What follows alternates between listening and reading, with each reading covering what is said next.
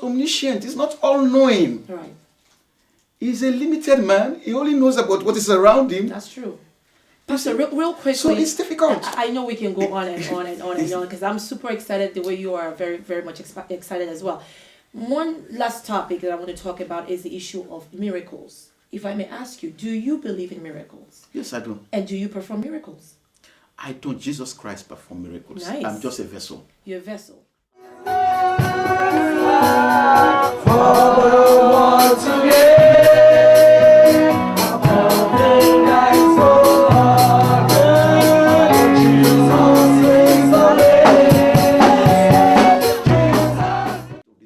There you go. Thank you, Pastor. So before we go forward, I have, like I said, the other questions I have for you is still things going on in the church. Because for me, I think a lot of things happen in the church. For some reason, we don't talk much about it. We pretend some of these things are not happening. We also, with the fear of, I don't know what it is, I want to be heard. But yet, if I speak my mind, would I be labeled as a big mouth, or would I be disassociated with in church? So oftentimes some things get unnoticed or untalked about. So we talked about corruption. The other thing I want to talk about is adultery. I know the Bible talks about adultery and of course fornication. But in recent times also, we've also seen a lot of things in that regard happening in church. But I want you to hold your thought on that. We will be back. So sit back. You continue to join us with Senior Pastor Mustapha. Sit back, don't move your remote, and we'll be right back. And make me old. Let your power reign. Let your glory reign. It's about you, Jesus. Pour your spirit. Pour your power. Okay. That's I neat. don't. I don't have the capability to fall. Wow, that's very well. I do not die on the cross. I do not rise again. There you go. The one that died, that rose, have the capability. There you go. So I don't perform miracles. You don't perform miracles. Okay. Jesus good to hear that. So the other thing I have for you is, I know a lot of people like your preaching, don't like your church. I know you have quite a number of followers. Why do people like you? Why do people enjoy coming to your church? What is it about you? What is it about your preaching? What is it about your church?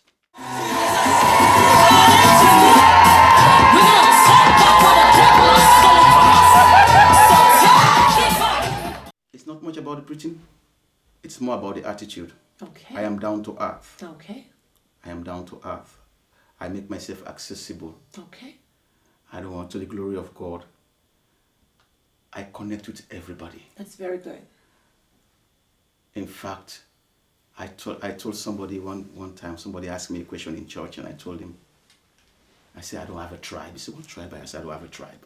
I'm tribeless. Tribeless, I like that. I don't believe in tribes, sections, or whatever. I believe in everybody. We are all one. I'm from Sierra Leone. You're a Sierra Leonean. I have Cameroonians in my church. I have Liberians. I believe that we are one. That's right. I believe I am down to earth. I'm not the kind of pastor, if you want to see me, you have to go through protocols. You come and see me. I'll talk to you. I am not easily angered. That's good. I don't say I don't.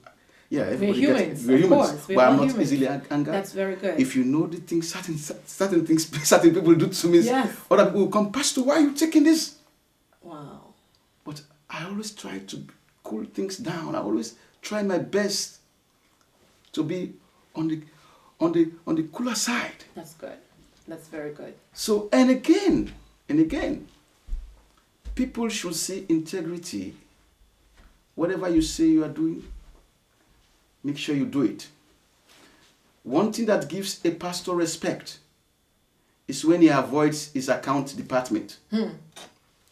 When he avoids the people dealing with money. There you go. When he's not harassing them. There you go. In a situation where he goes to the church board, he asks for his package, like any other job, say this is what you are entitled to. All right. They give you what you are entitled to, and it stops there. That's good. On occasions, of course, church do audit. You try to know what is there, what is coming in. Right. That is different. Right. But don't be going there and say, I need this.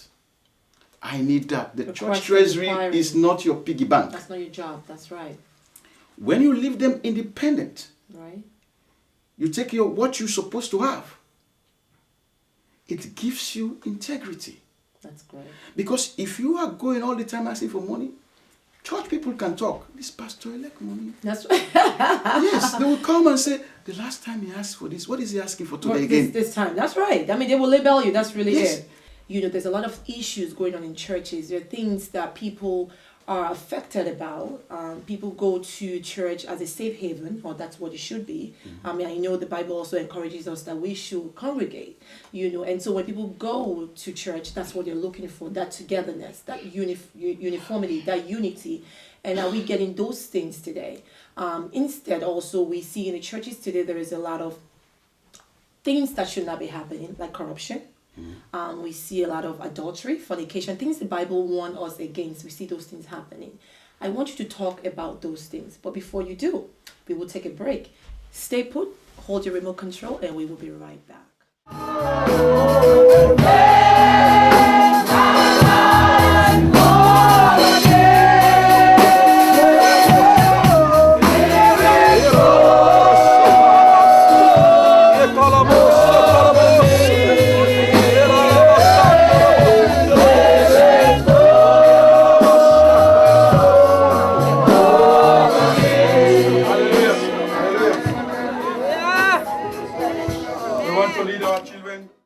I can now come and ask for a full package. I see that. But for now, let us grow the church. I like that, Pastor. If I must say, it shows to me that yes, you're a man of God, and of course you're an educated man, but you are able to use both your intellect, your experience, and put it together, and all for the betterment of the church. That at the end of the day, you are not seeking for your own self-interest, but of course the will of God, and also the betterment of your church. And I think that goes back to my original point where I asked you, what do you think is the way out? Because a lot of times you have these pastors who think the easiest way to make money is to be a pastor. And of course, some of them have education and some of them have no education at all. They want to just sit back, have the congregation bring the money around, and they sit back and get paid. Regardless of if the church is doing well or not, I just need to get paid. And if you continue to take, I mean, that's just common rule, and you're not putting back. At one point, you'll be drained. So I like your style, and I do hope other pastors out there are listening that yes, you want to grow the church. It's not about you. You are the man of God. You have a job.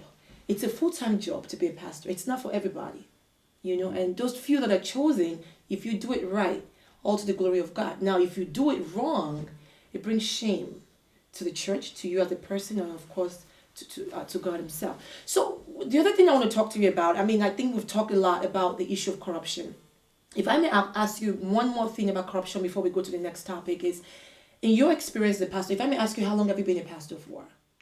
I'm a Christian for sure, so you would recommend me going, and yes. all the people that have never been there to experience it for the first time. You've got to start planning from today, really? from this minute. Really? So how long did it take from start to finish your planning? Was it a long process to put that together? It was not too long. It was not too long because by the time my wife told me, I mean, I forgot about it. Yeah.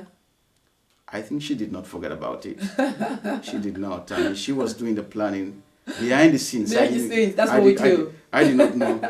I went to church one day, normal church service. Yeah. Was about to preach, and my wife, they said, my wife have an announcement. Oh. And she said, well, she want to send me to Israel. She have bought the ticket. Oh, Lord. I was like, are you people serious? People shouted surprise and things like that. I was like, come on. Aww. And I did.